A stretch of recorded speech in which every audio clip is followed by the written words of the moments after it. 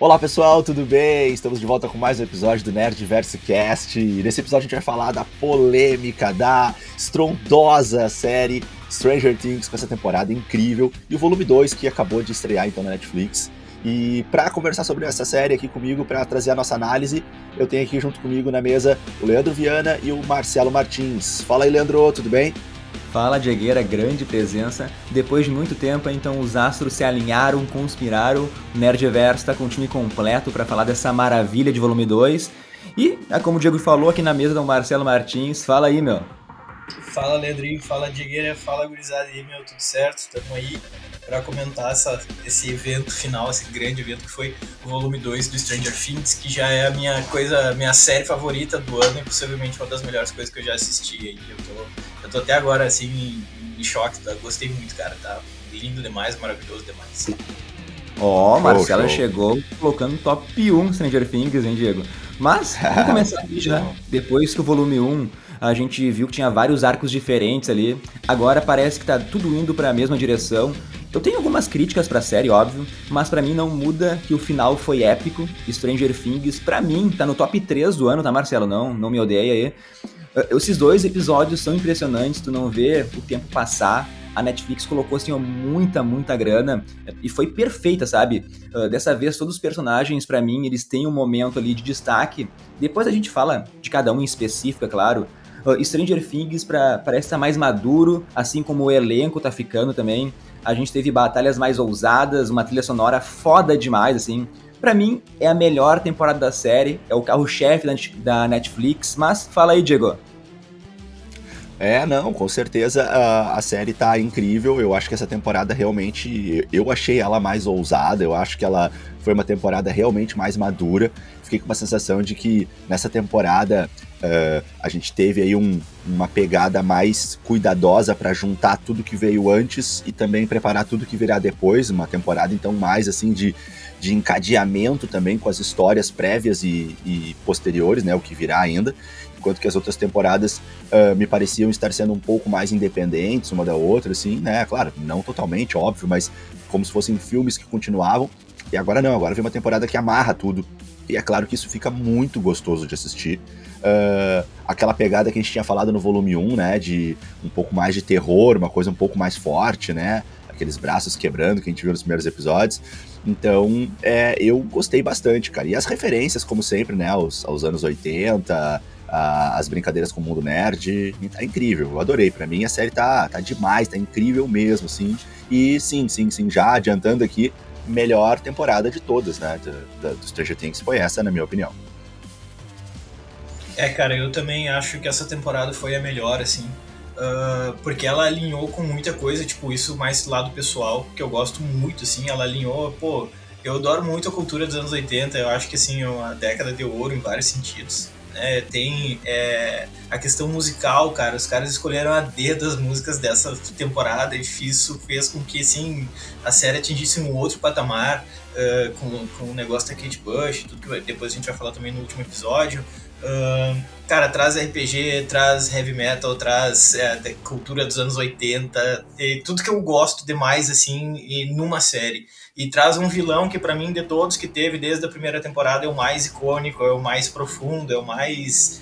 Cara, esse vilão ficou perfeito em todos os sentidos, assim, né? Quando termina o volume 1, a gente fica em choque por saber quem ele é e tudo mais, e à medida que ele se desenvolve, ele fica melhor ainda. Então eu acho que essa temporada foi a melhor de todas que já teve de Stranger Things. E é muito louco falar isso, porque é uma temporada que ela surge justamente como o Digger coloca, né, para encadear uma com a outra e para fazer uma escalada para quinta, porque a quinta vai ser uma explosão nuclear, assim, né, cara?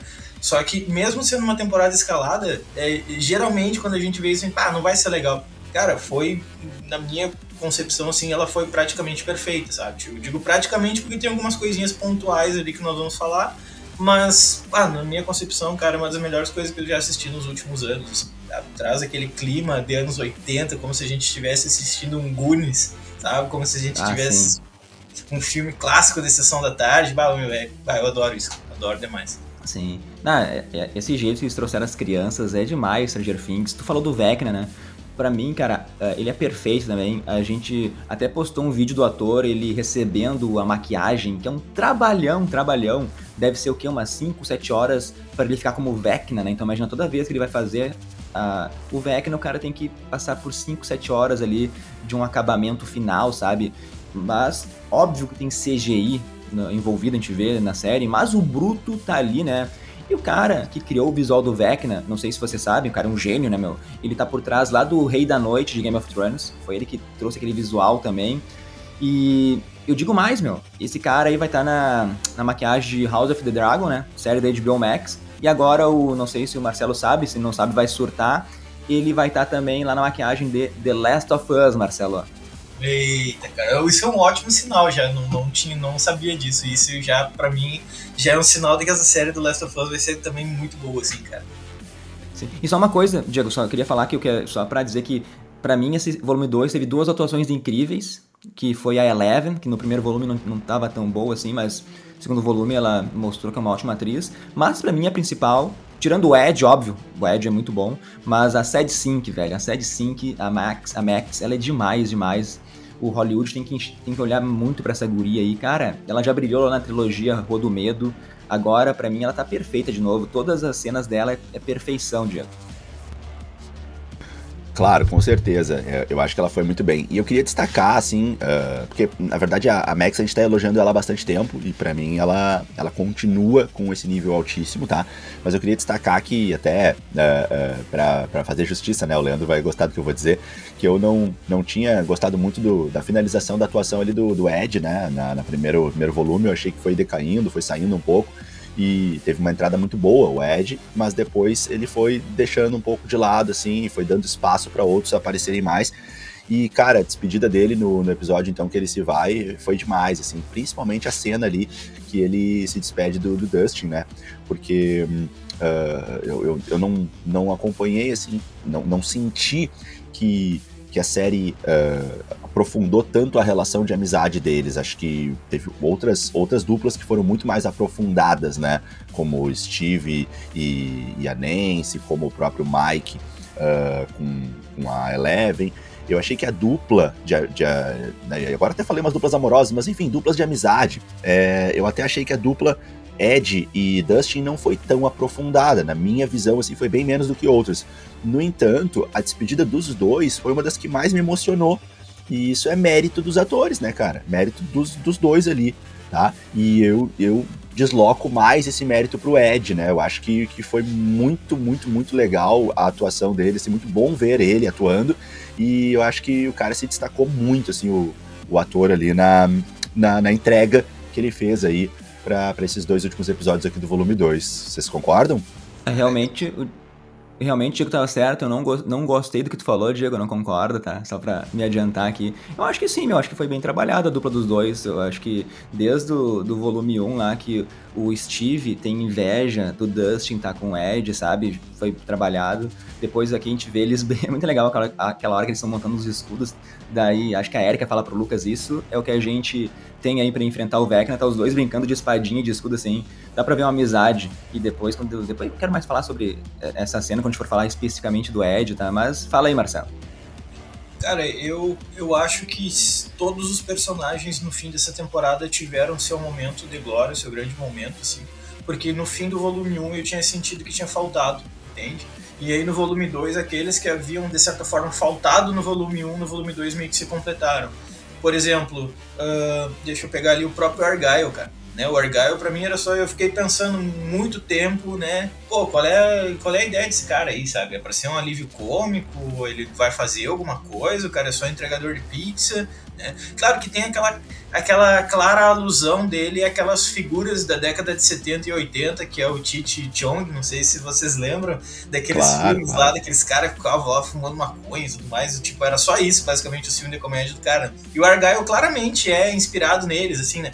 Mas eu fiquei, pô, vai ficar só nisso mesmo? Não, aí, pô, teve o momento dele, né, que ele ajudou os caras até a criar a banheira de privação sensorial para Eleven, né? Aquele momento eu também gostei muito do momento do Dustin com o Ed, cara, porque no volume 1 ainda tinha ficado, tá, mas qual é o papel do Ed, afinal, sabe? Ele vai ficar só fugir, vai ter alguma coisa? Claro que o trailer já mostrava, né, ele tocando aquela guitarra em cima do trailer, então ó, alguma coisa vai ter. Então eu acho que mesmo quem não teve o seu momento no volume 1, no volume 2 acabou tendo, então eu não consigo pensar talvez alguém da equipe de atores ali que não tenha tido o seu grande momento. Talvez só o irmão do Will, tá? Que eu acho que talvez ele não tenha tido nada que me chame a atenção. Tem aquele diálogo dele, a gente vai falar depois, que é um diálogo muito bonito, né, que ele vai ter com o Will, né, mas tirando aquilo eu não consigo pensar nisso, não sei se vocês também tiveram essa mesma percepção, mas eu senti que todos os atores que no volume 1 não tiveram um grande momento ali, no volume 2 eles tiveram e isso acabou fechando que, cara, foi um time de atores que não podia ser melhor, assim. Concordo. Eu acho que todo mundo teve seu momento ali, uma pequena fala, pelo menos pra brilhar. O Jonathan foi o mais apagado, disparado da série, tá? Até alguns coadjuvantes, até o pessoal da Rússia teve mais destaque que ele, por exemplo. Mas eu acho, não sei se o Diego quer falar, senão eu já vou emendar aqui esse episódio 8, cara.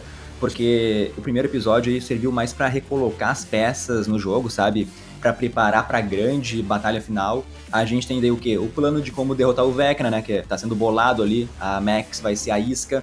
Mas eu quero destacar 3 momentos nada a ver, assim, porque que eu gostei demais, porque é isso que faz eu me apaixonar por Stranger Things.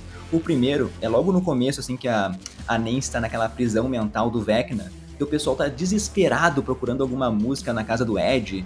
Daí tem a guria gritando lá, pedindo, sei lá, me dá uma Madonna, sei lá, e pede músicas decentes pro Ed, porque só estão encontrando o que lá, rock and roll, né? E o Ed, ele agarra as fitas ali e grita, mas isso é música, cara. Tipo assim, é um detalhe muito pequeno. É tipo assim, aquele amor do roqueiro, eu achei isso muito bom, porque a gente defende com unhas e dentes aí as músicas que a gente ama. Daí o segundo momento que o Ed também, ele pede um disfarce pra sair na rua, né, pra não ser reconhecido. E daí a Max, ela fala que tem uma ideia ali, e ele aparece com a máscara do Mike Myers. Cara, eu ri demais, né, porque é referência direta pra própria Max, que no Halloween, lá da temporada 2, ela se veste com a máscara de Mike Myers.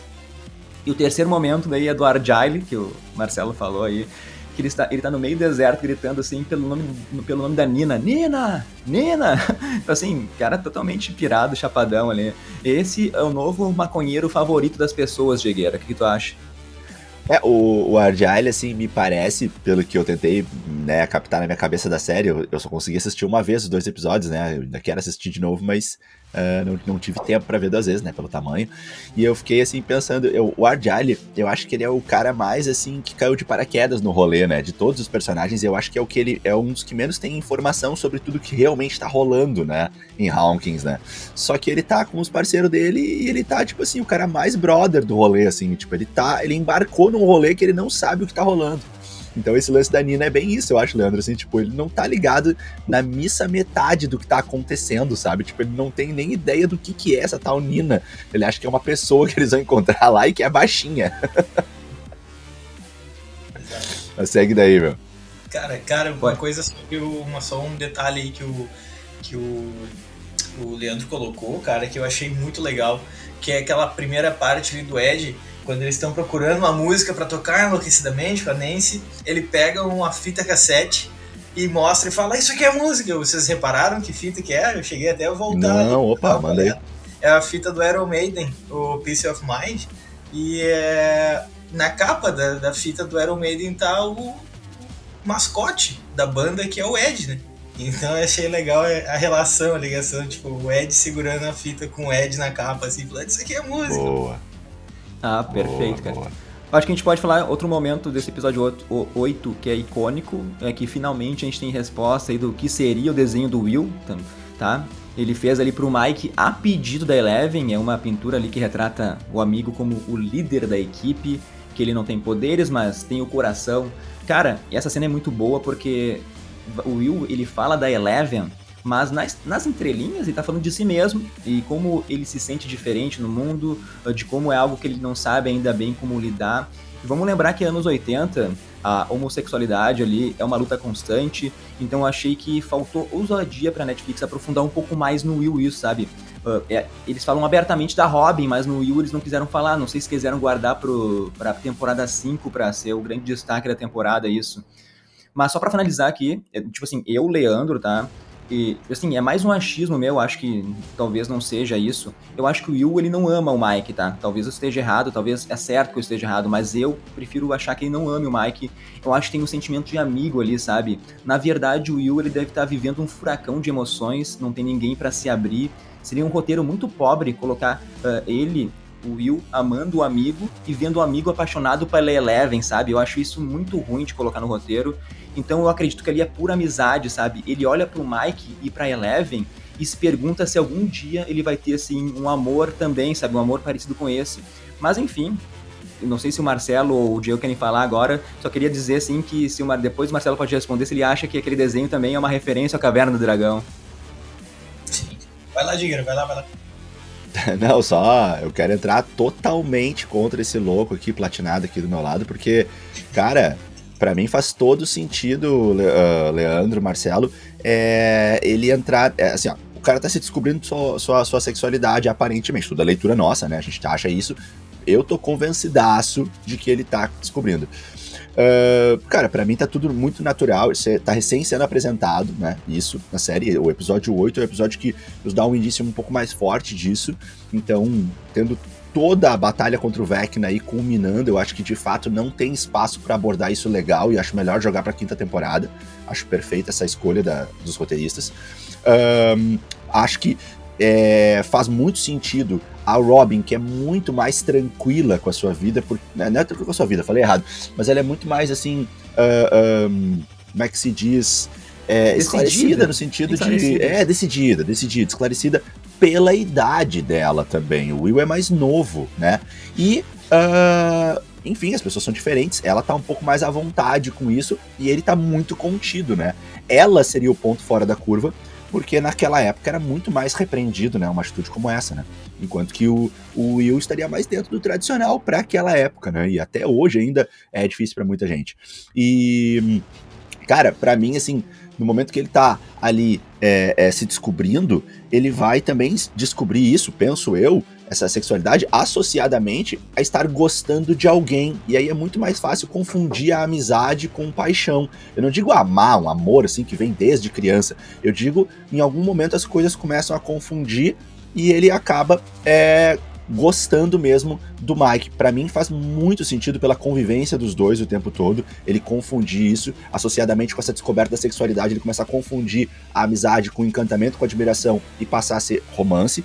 E pra mim os indícios eles já tinham começado no volume 1, quando ele, por exemplo, cobra o Mike, né, que o Mike não escreveu pra ele, né, que ele olha o Mike junto com a Eleven, assim, e fica num olhar meio estranho. Parecia, naquele momento, ser só um ciúme de amizade, mas depois, com os outros elementos que vão sendo alcançados pra gente aos poucos, é escolha, né? É escolha. Assim como tu escolheu que prefere acreditar que não é por aí, eu escolho acreditar que é exatamente por aí, tá? Ainda que seja uma confusão, que daqui a pouco ele vai amadurecer e vai pensar, tá, não, mas eu posso gostar de outras pessoas, né, enfim, vou precisar achar outro alguém pra mim, porque, né, o Mike tá com a Eleven, mas acho que nesse momento ele tá confuso e gostando do Mike. Eu estou desenhando, assim, o pequeno futuro da série desse modo. E aí, Marcelo, o que tu tem a comentar sobre isso e também sobre o desenho, principalmente, né?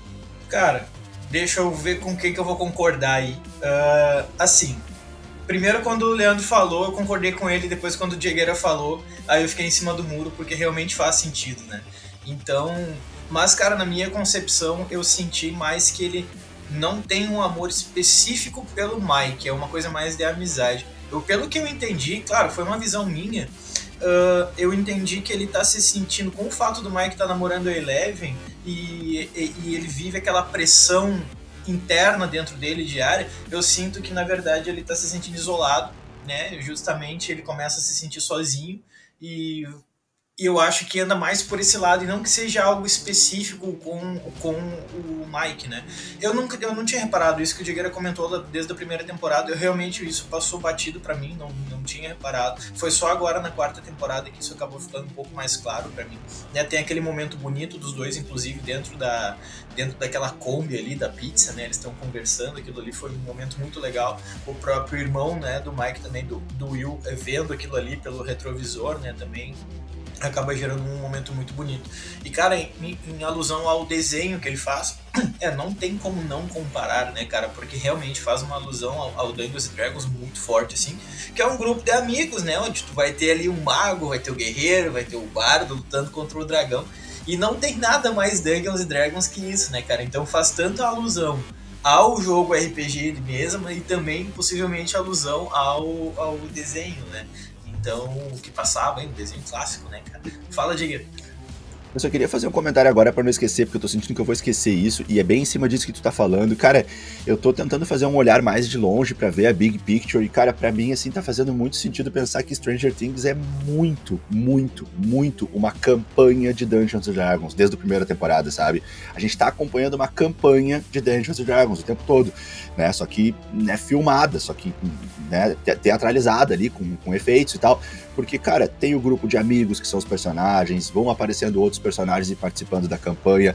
O Demogorgon da primeira temporada é um personagem de Dungeons & Dragons. O Mundo Invertido e o próprio Demogorgon, o nome surge deles jogando Dungeons & Dragons quando eles são menores na primeira temporada, né? O Clube Hellfire é um clube de jogo. O Vecna é um personagem do Dungeons & Dragons. Então, cara, parece que tudo da série é feito como se a gente estivesse assistindo uma campanha de Dungeons & Dragons, né, numa leitura mais poética e até mesmo numa metalinguagem, né, porque tem o próprio jogo ali dentro e os vilões estão sendo batizados a partir da experiência deles, né. Sabe que até na primeira temporada eu pensava que o RPG que eles jogavam ali no tabuleiro deles tava com algum encantamento gerando a criação desse mundo e desses monstros, né? Sim. Ou até mesmo num certo momento eu pensei que pudesse ser coisa da imaginação deles, já que o RPG é da imaginação.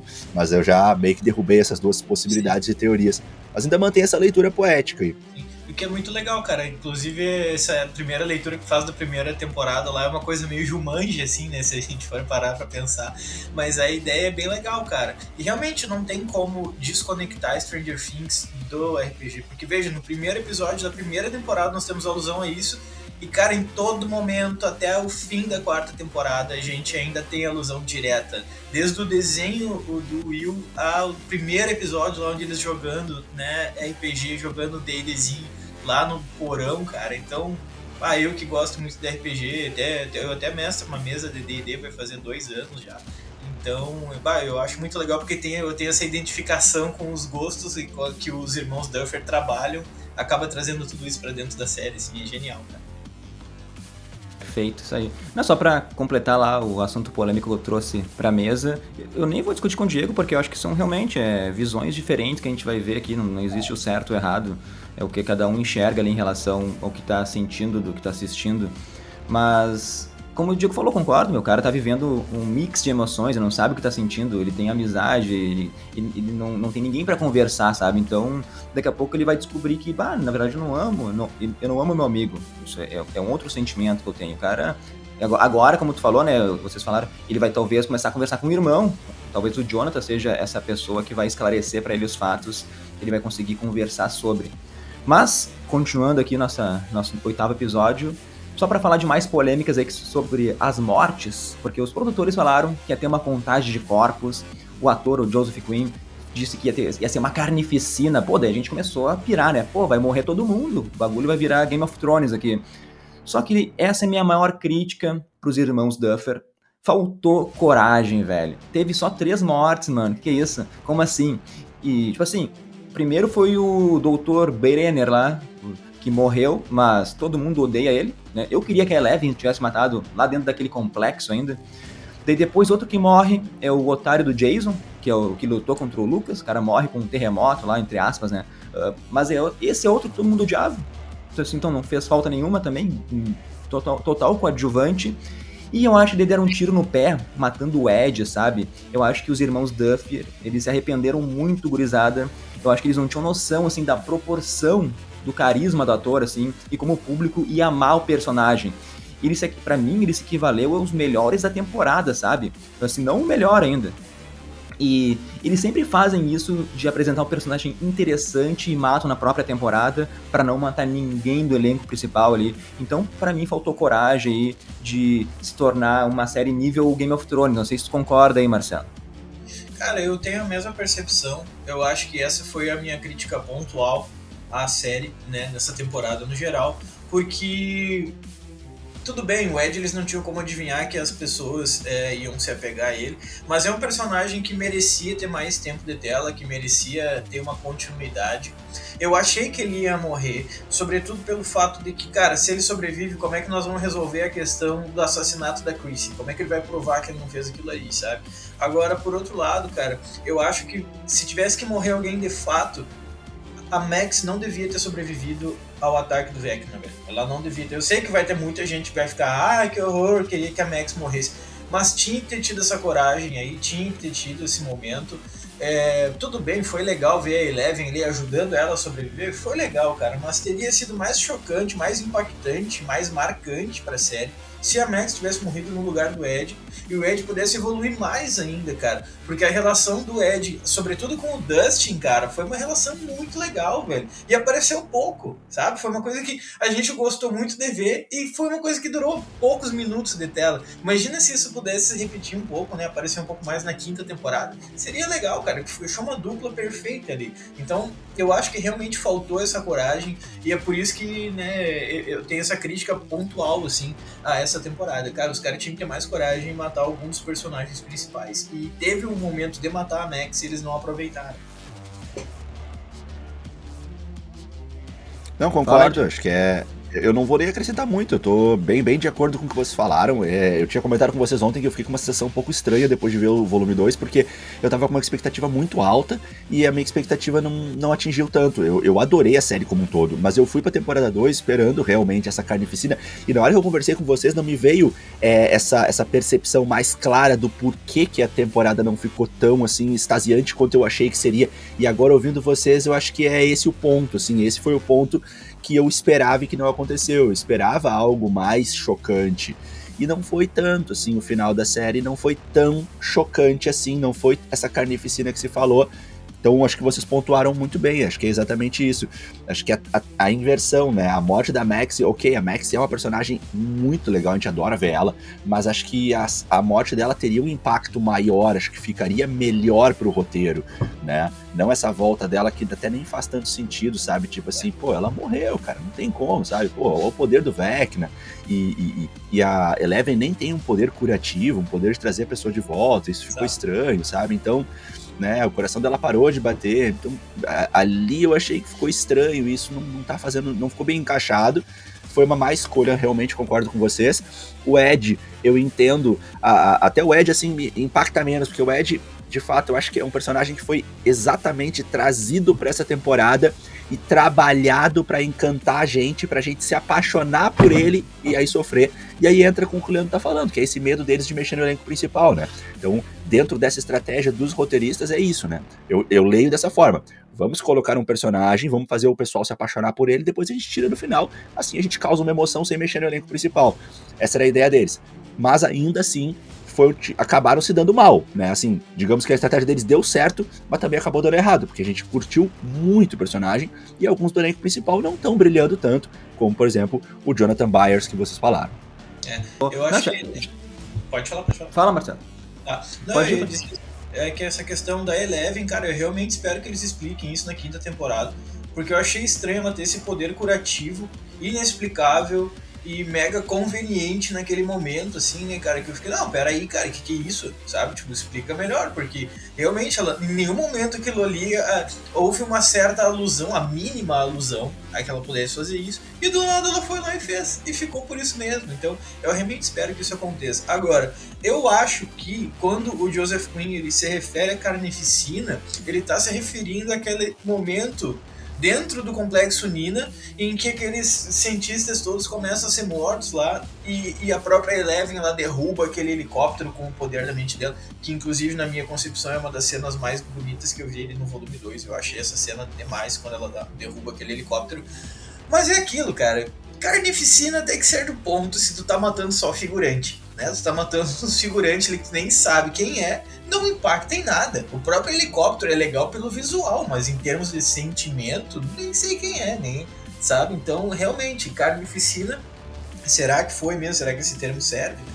Isso. Ou também pode ser referente ao final do terremoto lá, que tem um monte de morte também, né? Também pode ser isso, mas, de novo, a gente não vê, né? É ruim esse termo que eles falaram. Era melhor não ter falado nada. Já que vocês falaram da Max, já vou aproveitar e vou falar aqui pra não precisar voltar. Quando ela tem o primeiro braço quebrado, cara, eu dei um pulo do sofá, depois foi a perna, daí eu fiquei, meu Deus do céu, os caras realmente vão matar a Max, isso vai ser chocante, sabe, traumatizante, sei lá, vai fazer o pessoal ir com uma vingança, sabe, pra última temporada, ia ter, assim, um ímpeto pra derrotar o Vecna. Mas daí tem toda aquela cena com o Lucas, daí ela tá dizendo que não tá preparada pra morrer, velho, assim, ó, eu tava chorando já, sabe, daí ela para de respirar, velho. Daí, como vocês falaram, a Eleven do nada, ela tem um poder ali de ressuscitar. Daí não, né, meu? Pelo amor de Deus, até lá em Star Wars a Rey mostrou que ela conseguia curar antes de, no final, poder curar lá o Kylo, né? Mas, cara, muito ruim, velho. Assim, ó, eu não sei porque que a Netflix ou os irmãos Duffer, eles não têm essa coragem. Se a gente for analisar, fizeram a mesma coisa com o Hopper na temporada passada. Mataram um cara, para depois, numa cena final, dizer, não, pegadinha do malandro, o cara tá vivo, olha aqui, uma cena pós-crédito. E, tipo assim, eu vou ficar menos triste, me perdoem, né, mas, tipo assim, se a Max voltar com alguma sequela, tem que ter alguma coisa, assim, sei lá, tipo assim, voltar cega, sabe? Tem que ter uma coisa muito forte, uma consequência, sabe, Diego? E até um certo dom também, quando vê, né? Essa interação dela com Vecna e não morrer. Voltar com uma grande sequela, assim, né? Física pro corpo dela ali, mas também voltar com algum dom, sei lá. Vai que ela volta cega, mas volta conseguindo enxergar coisas no mundo invertido, conseguindo sentir a presença dos seres de lá, alguma coisa assim. Aí seria mais interessante. Caso contrário, realmente, eu acho que ficou bem ruim, assim, né? Acho que não é por aí. Se voltar a interação dela com o grupo de amigos como se nada tivesse acontecido, cara, vai ser uma chance desperdiçada demais, assim, né? Já erraram em não matar ela. Então, realmente, que agora ela tem algum tipo de sequela. Eu acho que a cegueira vai ser, né, utilizado, porque realmente, cara, se a gente olha os olhos dela ali, o Vecna ferrou ela em todos os sentidos, né? Então, como é que você resolve aquilo ali? Como é que arruma aquilo ali, né? E do contato dela com o Vecna e com a Eleven, né? De um jeito tão íntimo e profundo, assim, realmente deve ter tido alguma relação mística que talvez na quinta temporada isso seja mais explorado. E aí, aí beleza, aí tranquilo, sabe? Ver o que acontece depois dela acordar no hospital e ver que ela tá com algum poder, alguma coisa, seria bem legal. Mas seria mais legal ainda se ela tivesse morrido. Sim. Cara, outra cena icônica, cena épica do episódio 9, a gente pode já falar também, que é uma cena muito foda, que é o Ed tocando o Metallica lá no mundo invertido. O Marcelo já tinha matado a charada, né, uma semana antes, falou no nosso grupo lá de Whats, que pela posição dos dedos devia ser essa música do Metallica. E eu vou deixar o Marcelo, ele falar desse momento, porque eu sei que tu ama Metallica, tu ama rock, então abre o teu coração aí, Marcelo. Cara, é óbvio que pra mim esse aí foi o momento mais icônico e épico desse segundo volume, diria que da temporada como um todo, mas isso é uma coisa mais pessoal, porque assim, o Master of Puppets Metallica é um disco que marcou minha vida desde pequeno, sabe? Então, eu toco guitarra faz quase 20 anos, assim, e isso muito vem do Metallica, sabe? E é muito difícil a gente ver hoje em dia música heavy metal, sobretudo Metallica, que era mais pro thrash metal, aparecer numa série tão famosa, né, cara, tão popular, assim, no mainstream. Então, quando tocou, eu falei, cara, que legal, velho, o Metallica merece isso, sabe? Tipo, tudo bem, é uma banda famosa, todo mundo conhece Metallica, mas ter essa oportunidade de botar o Ed tocando aquele Metallica pra tirar os morcegos lá de dentro da casa do Skrill, cara, eu achei, assim, maravilhoso. Uma informação legal, esse disco do Metallica, o Master of Puppets, que ele toca a música, que é o mesmo nome do disco, em 2016, cara, ele foi selecionado pela Biblioteca do Congresso Nacional dos Estados Unidos, né, porque todo ano essa organização, ela existe desde 1800. Todo ano essa organização escolhe 25 discos para guardar e para deixar lá naquela biblioteca, como assim, ele foi relevante para a cultura norte-americana, né? Ele foi relevante para o desenvolvimento da cultura norte-americana, ele é um marco na nossa história, então esse disco vai ficar guardado aqui na biblioteca. O Metallica foi um dos primeiros discos, se não o primeiro disco de metal a aparecer ali dentro, então ele é um disco muito icônico, sabe? E o cara que faz o solo, né, o Ed tá interpretando a cena ali, mas o cara que faz o solo por trás, na verdade, é o Thier Trujillo, que é filho do Rob Trujillo, que é o baixista do Metallica. Então, e ficou bem direitinho, cara, ficou muito legal, encaixou muito com a cena. Eu vi muita gente reclamando, tinha que ser Enter Sandman, tinha que ser... Não, em primeiro lugar que Enter Sandman nem existia, né, naquela época, quando ele tocou aquilo ali, aquela música tá dentro da cronologia, tá certinho na cronologia, né. E é uma música ríspida, é uma música rápida, é uma música que traz uma tensão maior ainda, né, para aquela cena do Vecna perseguindo a Max por um lado, o irmão dela tentando pegar ela por outro. Eu acho que encaixou perfeito, cara. Eu fiquei muito feliz de poder ver Metallica aparecendo nesse livro, achei genial, cara. E muito legal ele brincando com ele a relação dele com a guitarra dele, né? Que ele faz como se fosse uma espada, né? Aquela hora que ele veste a guitarra e joga pra trás é muito legal. Aquela cena, né? Que ele vai lá e põe a guitarra aqui, joga lá pra trás e sai. Depois ele saca a guitarra, assim. Então ficou como se fosse uma arma mesmo, né? Ficou muito legal de ver. Em termos de RPG, ele tá agindo como um bardo ali, né, cara? Porque todo grupo de RPG tem o bardo, que é o músico que utiliza a música, né? Utiliza o poder da música a favor do grupo. Então nós temos mais uma outra alusão ao RPG aí no meio. Tipo, do nada tem um cara que é músico, né, velho? E utiliza a música a favor do grupo. Então, eu acho que fecha perfeito essa ideia que o Diegueira fez ali antes de, tipo, é um grupo de RPG, né? Então, realmente, dá pra pensar dessa forma. O Ed é o bardo. E olha só, Marcelo, o que era o visual do Dustin, cara? Muito irado o visual do Dustin. O Dustin vestiu um visual meio de cruzada, né? Meio de guerreiro das cruzadas, não é isso? Meio cavaleiro? Não foi isso que ele fez? Perfeito, fora o escudo, né, cara? Exatamente. A gente, cara, obviamente eu fiquei voltando essa cena, tipo, umas 1000 vezes, e é muito perceptível o Dustin ajoelhado do lado da caixa de guitarra, tipo, curtindo, assim, e ele parece que ele tá com um elmo, cara, sabe? Parece que ele realmente tá com um elmo. Eles fazem aqueles escudos com os espinhos, e, sabe, segurando umas lanças na mão, eu falei, cara, isso é muito medieval, ou seja, isso é muito Dungeons & Dragons. Então, essa relação eu acho muito, muito boa, cara. Sim, cara, sim. E tipo assim, também é muita coincidência ele achar a guitarra bonitinha lá no mundo invertido, né? Mas eu não vou reclamar porque a cena é épica, tá? E como vocês falaram aí dos dois, cara, vamos falar de novo da morte do Ed. Pra mim a dupla Ed e Dustin foi perfeita nesse volume 2. Eu entendo porque o Ed ele tentou proteger o amigo e ficou no mundo invertido, porque se ele fugisse, os morcegos eles podiam invadir aquela realidade pelo portal que tá aberto, sabe? Então, pra mim, faz todo sentido ele fugir de lá pra tentar afastar o perigo do Dustin, porque ele tem um carinho pelo amigo, ele desenvolveu isso, né? E ele tenta lutar até o fim, né, cara? Pra mim foi uma morte foda, uma morte dolorosa de se ver, foi bem trabalhada. O Ed tinha tanto, como o Marcelo e o Diego já falaram, tanto pra crescer na quinta temporada, sabe? Um grande erro matar o cara aqui. E a atuação do Dustin, ali na morte, pra mim foi perfeita também, naquele final todo. Um dizendo pro outro eu te amo, totalmente sincero esse eu te amo entre amigos, cara, assim, onde doeu o coração. E eles podiam até trabalhar, assim, aquela hora o Marcelo perguntou o que eles vão fazer com o Ed na quinta temporada. Podiam prender ele, o cara vai ser preso, tá na prisão, e um dos plots era tentar tirar o Ed da prisão pra tentar vencer o Vecna de novo, sabe? Podia ser bem simples, assim. Mas fala aí, Diego. Eu concordo com isso, concordo. Não tem nem... Achei bem legal essa tua proposta aí. Tu salvaria muito tranquilamente o Ed aí pro roteiro e tal. E, enfim, né, cara, eu até acho mais fácil salvar o Ed do estado que ele tava do que salvar a Max do estado que ela tava, né, cara? Tipo assim, o Ed, daqui a pouco aí, se conseguisse levar pra um hospital aí, dá pra salvar, né, assim...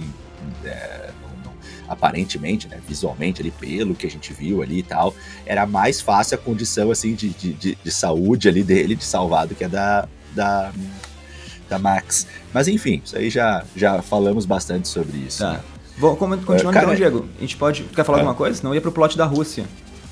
Não, pode ir, que eu quero falar um negócio, mas eu não tô achando exatamente aonde que vai entrar, mas seria, acho que próximo disso. Eu só falar rapidamente, então, só uma crítica rapidinha aqui, eu acho que é próximo disso, que é assim, ó, uma crítica que eu tenho só, os momentos de paixão e vontade de se beijar dentro do mundo invertido, né? Isso me incomoda, cara.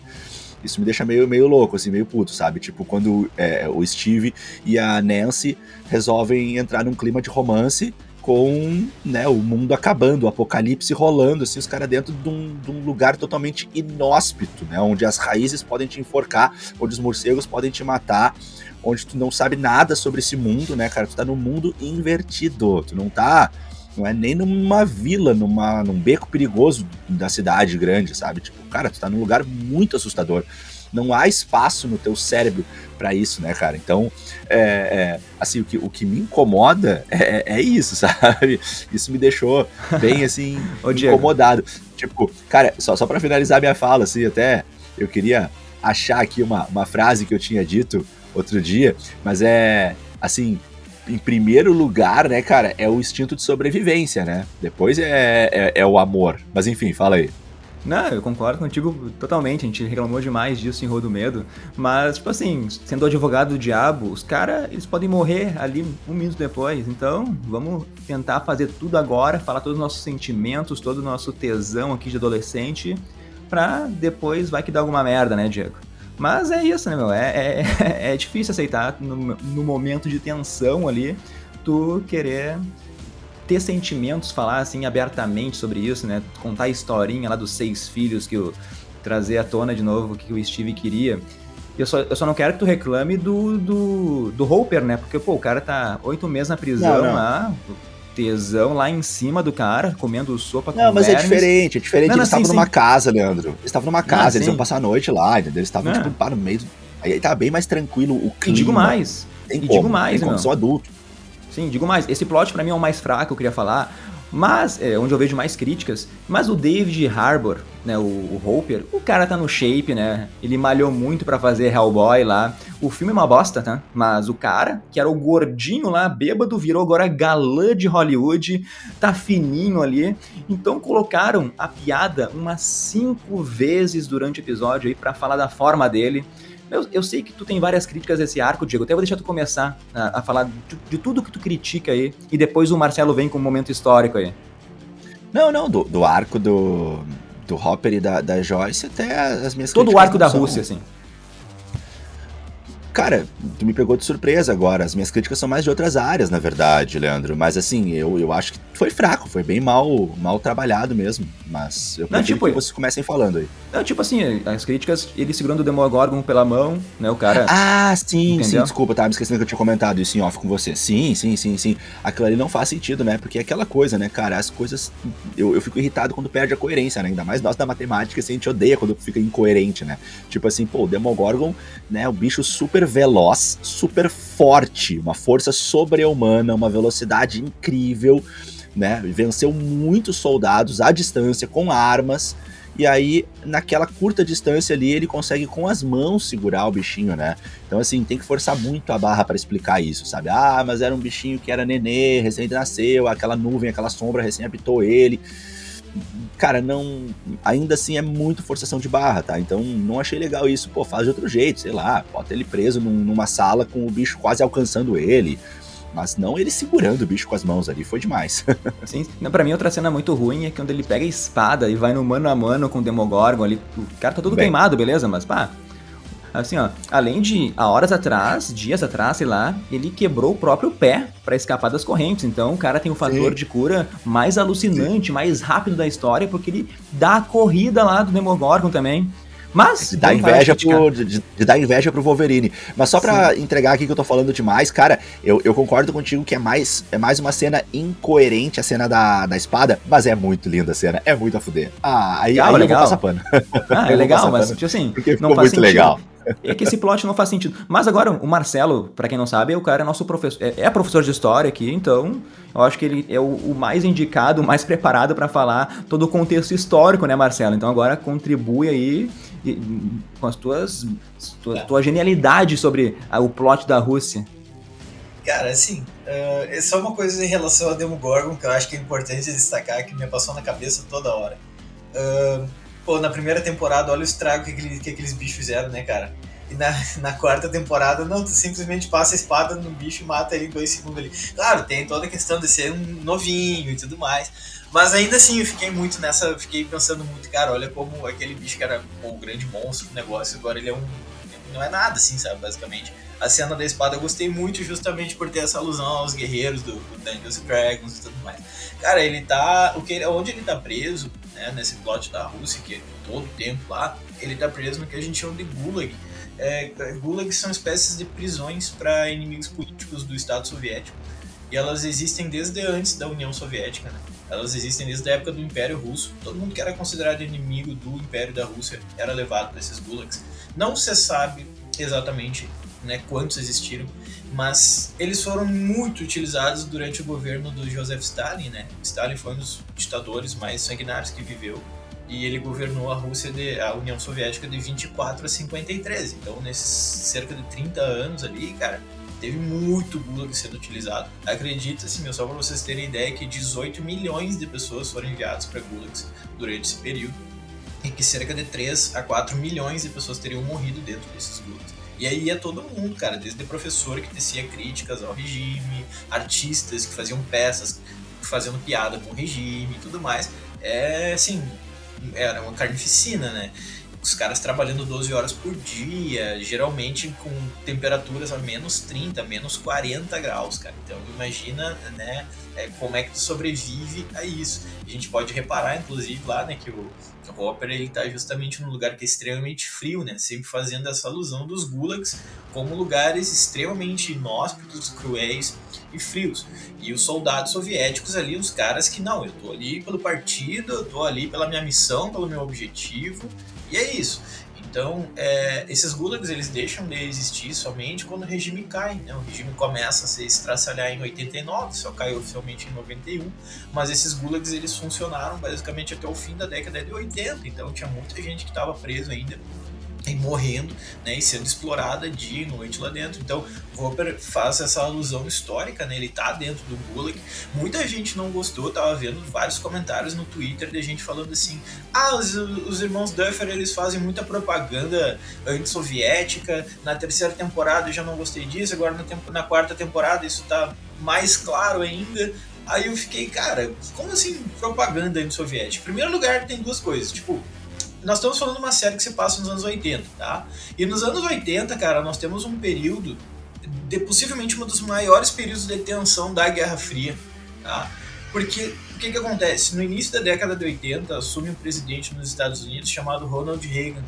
E quando o Ronald Reagan assume, ele tem um discurso muito agressivo frente à União Soviética. Ele sempre se refere a eles como satânicos comunistas. E ele vai governar os Estados Unidos por 2 mandatos, ou seja, ele fica a década de 80 quase que inteira, assim. E lá na União Soviética, até 82 ou 83, também tinha um cara, o secretário-geral do Partido Comunista, que era Leonid Brezhnev, que também tinha um discurso mega agressivo. Então, eles pegaram esse discurso e os dois elevaram ele a um nível tão grande que a população comprou aquilo ali. E nos Estados Unidos, a população, cara, queria guerra com a União Soviética, queria o fim da União Soviética a todo custo.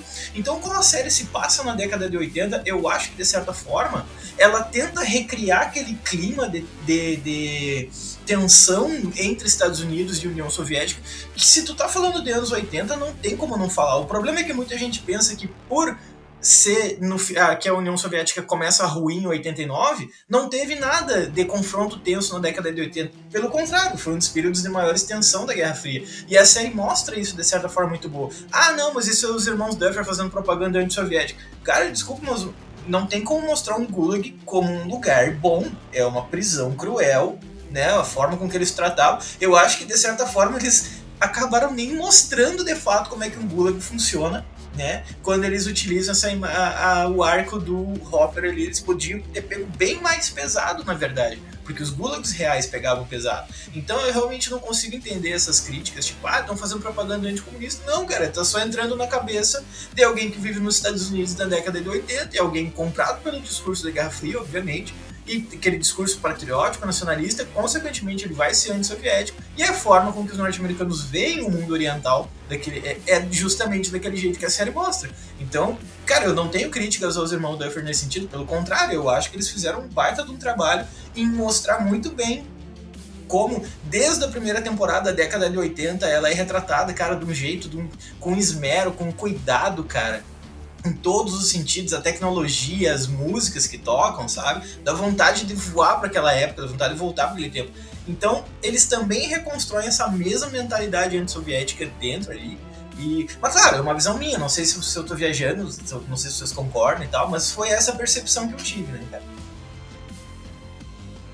Pode falar. Eu acho que ele foi isento. Acho que ele realmente fez um espelho, tentou fazer um resgate da tensão que se existia naquela época, o retrato de fato, né, do que estava acontecendo, né, com a sociedade naquela época. Eu enxergo bastante desse modo, né? Acho legal mostrar isso. E a gente vê bastante obras, né? Seja de videogame, seja de filmes, seja de séries, trazendo um pouquinho visões do que aconteceu nesse momento histórico, né? E eu vejo bastante, assim, e aí pode ter uma leitura minha, mas eu acho que tá correto, enfim, mas deixo para vocês também opinarem sobre o que eu vou falar, que se tem uma grande fantasia em cima desse momento, porque ao passo que na Guerra Fria existia essa tensão e essa ameaça, né? E uma certa corrida bélica tecnológica para mostrar quem é que tinha mais poder e dizer, eu tenho uma arma poderosa aqui guardada no meu quintal, começa essa fantasia de coisas mais sobrenaturais, né? Tipo, a gente pega na Marvel, por exemplo, o soro do super soldado, aí tem a Hydra, a gente pega aqui no Supernatural, esse grupo de trabalho aí secreto, trabalhando com a Eleven e as demais crianças, de certa forma tem um pouco do aval do governo, porque pode ter o interesse de uso militar, né? Tipo, nós temos aí uns seres poderosos. E da mesma forma, lá do outro lado na Rússia, eles tentando aí domesticar o bichinho lá, o Demogorgon, para também dizer, nós temos uma grande arma aqui e tal. Então eu acho que tem muito isso, a gente vê isso em outros filmes e produções, né? Essa fantasia de que a Guerra Fria foi muito além do que a gente estudou e cada um aí das duas grandes superpotências estava tentando desenvolver armas assim fantasiosas, sobrenaturais no seu armazém aí bélico para poder ameaçar o outro. Não sei se vocês acham que eu estou viajando demais ou se faz sentido essas conjecturas que eu estou fazendo. Não, concordo, completamente. Porque se tu for ver também na Rússia, os caras, além de estar tentando domesticar, os caras estão analisando, estudando os Demogorgon, tem o cara aberto lá pra ver como é que funciona por dentro. Ó, que loucura, né? Tipo assim, até sentir pena do bichinho ali, tá ligado? Mesmo o cara sendo um monstro, digamos, né? Mas não sei, quer falar alguma coisa mais sobre isso, Marcelo? Não, tipo assim, eu acho que se a gente for parar pra pensar, mano, nos quadrinhos, nos jogos, tá? Sempre eles vão pegar essas coisas históricas, esses eventos históricos, e vão trazer uma fantasia pra dentro. Deixa eu pegar aqui um jogo que eu adoro, né, que é o Wolfenstein, né, daí ele já lida mais com a Segunda Guerra Mundial. Lá os nazistas com uma alta tecnologia, tipo assim, um negócio de ano 3000, sabe, com uns robozão gigantesco. Ou seja, sabe, é normal essa mentalidade, bem como o Diegueira colocou, as pessoas pensavam muito que isso poderia acontecer, e até para fins artísticos depois, o cara que tem aquela mente que vai longe, que fica fantasiando muito, ele cria em cima disso. Então eu acho que os Duffer Brothers, eles aproveitaram muito esse momento para fazer isso, cara. Os soviéticos, né, eles estão tentando ter uma arma contra, né, para conseguir lutar contra os Estados Unidos. Então eu acho que isso, pelo contrário, não tá criticando a União Soviética, não, tá só reforçando todo o contexto que as pessoas viviam na década de 80 dos Estados Unidos. Então, por esse lado, eu acho que os caras acertaram demais, cara. Boa. Continuando então, pra gente não ficar muito tempo num assunto só. Cara, em primeiro lugar, quero falar da Max e do Lucas lá, que eles estão conversando por escrito ali, desenhando num bloquinho de notas. Daí o Lucas convida a Max para ir no cinema, daí ela responde com um desenho dos dois de mão dadas. Nessa hora eu pensei, cara, agora fudeu. Porque em todo filme, assim, que um personagem faz uma promessa que vão fazer algo depois de uma missão suicida, sempre dá merda. Ali eu pensei, cara, um dos dois vai acontecer alguma coisa aqui, já vou me preparar psicologicamente, tá? Então ficar um pouquinho com o pé atrás. Mas o mais foda ainda da história foi quando a Max, ela tá contando a história pra atrair o Vecna, que ela rezava toda noite pro Billy morrer, e depois que ele morreu, ela rezava pra que ela morresse. Aí eu achei pesado demais, né? Netflix elevou um pouquinho o tom, né, Diego? Não sei o que tu achou disso, Diego. Não, eu não achei demais. Eu consegui fazer uma leitura de que tava plausível, assim, cara, porque o irmão dela azucrinava ela, cara, ela sofria demais com isso, entendeu? E aí, às vezes, não é num momento de lucidez, é num momento de raiva, né, Leandro? Imagina, ela vai dormir com raiva em algum momento ali, numa pós-briga, num momento em que ela sofreu muito, naquele momento de raiva, de sofrimento, aí a tua razão não funciona muito bem e tu vai lá e vai pedir, assim, meio que num sentido de pedir um alívio pra tua vida, entendeu? Vai pedir assim, pô, afasta de mim esse cara, né? E aí, de repente, no momento de raiva, ela acabava pedindo pra ele morrer e tal. De repente, não desenvolveu entre eles um laço forte de irmandade. né? E aí ela acabava vendo ele como um inferno na vida dela, né? Podemos ter visto isso, né? E depois a culpa, né, cara? A culpa gigantesca por ter pensado isso e por ter perdido ele, a dor de estar sozinha. Ela tem o lance também do pai que era alcoólatra, a mãe também, acho também. Então ela teve uma vida muito dolorosa, né, Leandro?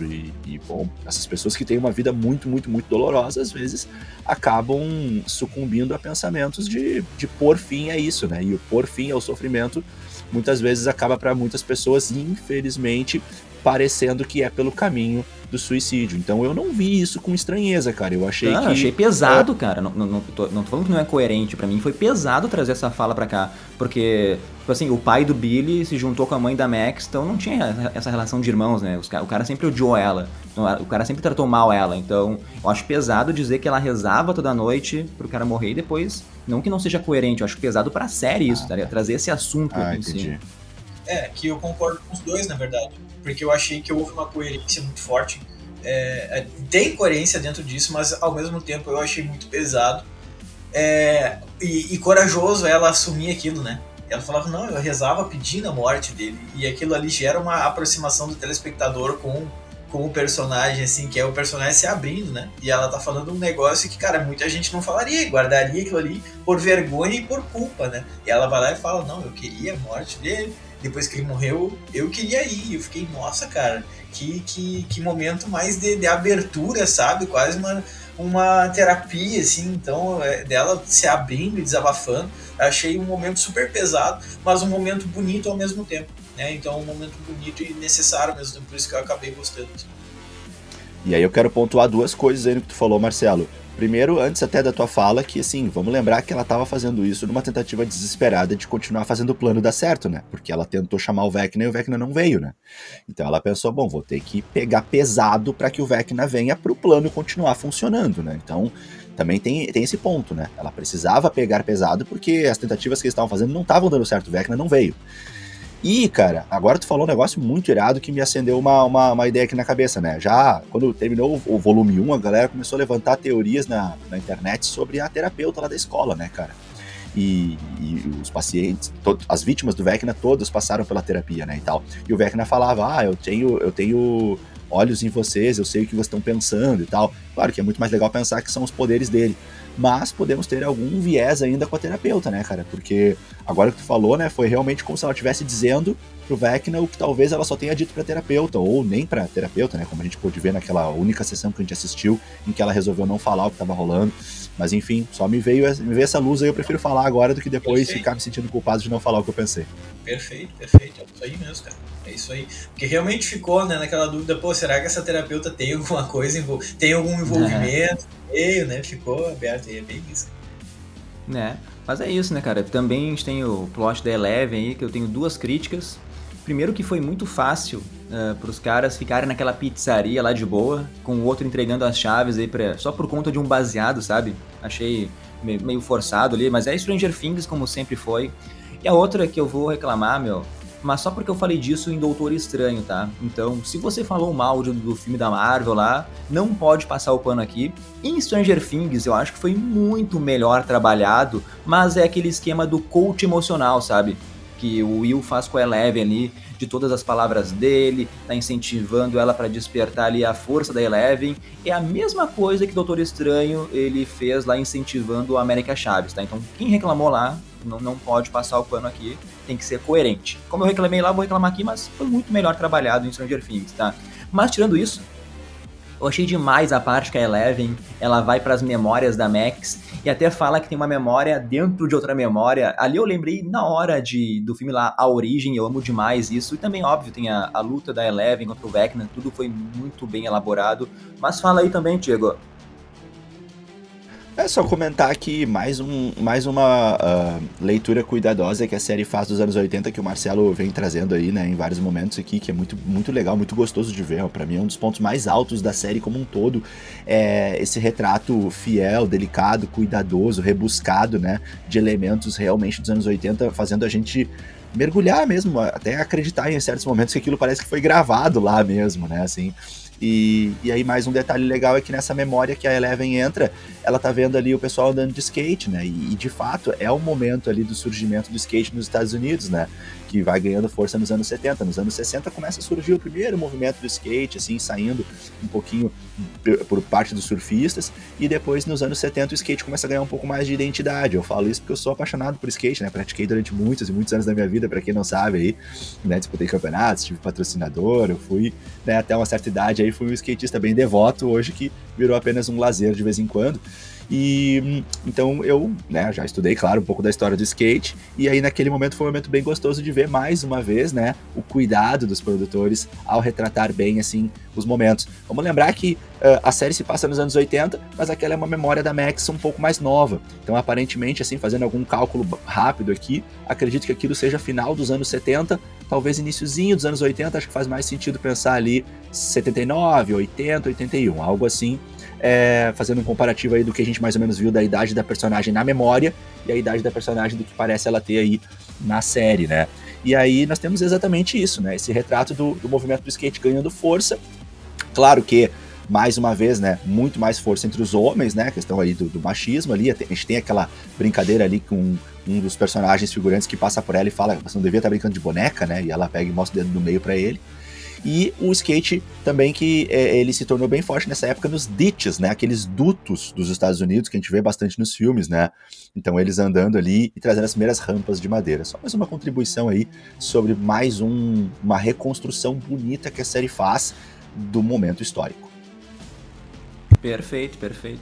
Então, já que a gente tá aqui, a gente pode... Não sei se o Marcelo quer falar alguma coisa desse plot, hein, Marcelo? Senão eu já vou falar do final explicado. Não, pode passar adiante, cara. Pode seguir. Então, se vocês me permitem, então eu gostaria de explicar, porque em primeiro lugar, quando a Eleven derrotou lá o número 1, derrotou o número 1 no volume 1, né? Ela enviou ali para um mundo sombrio ali, um lugar ainda muito diferente do mundo sombrio do mundo invertido que a gente conhece hoje em dia. Eu acho que nem precisa explicar o que é o mundo invertido, porque às vezes tu pode estragar a história, sabe? Eu aceito de boa que ele chegou em uma realidade nova, um mundo sem dono, sem lei lá, tem aqueles bichinhos, tudo. Mas o Vecna, quando chega lá, tá todo queimado, ele se depara com uma sombra, ele se conecta com ela. De novo, eu não preciso de nenhuma explicação do que é essa sombra, eu acho que não precisa explicar, tá? É a minha opinião. É um ser, é um elemento dessa realidade, sabe? Enfim, mas não precisa ser importante, sabe? Só que a partir dali, a partir daquela sombra, ele cria o Devorador de Mentes, inspirado na paixão dele, do menino lá, do Henry, do Vecna, ele cria a partir das aranhas, né, meu? Porque se tu for ver pensando agora, é até meio óbvio, era uma aranha gigante aquilo, a gente que viajou em não fazer essa conexão aí, né? Então, desde sempre, o Vecna, o Devorador de Mentes, os Demogorgons, todos eles funcionam meio que interligados entre si, como se fosse uma mente só. E como o Vecna, ele morava em Hawkins, e ele tem um ódio pela cidade, por tudo que aconteceu por ele lá, o Vecna meio que recriou o mundo invertido sendo um espelho de Hawkins. Isso é o que daí dá a entender ao meu ver, né? Isso não foi explicado ainda. E daí agora é onde o ego do Diegueira vai inflar, porque o menino aqui ele acertou em cheio no podcast passado que o Vecna era o responsável por tudo desde a primeira temporada. Eu xinguei ele, eu confesso que eu duvidei disso, né? Falei que era só um soldado, mas o Diegueira tava alucinado, né? Tava loucão no podcast, disse que seria o grande vilão da temporada 5. Então parabéns aí, Diego, tá? Mas, então...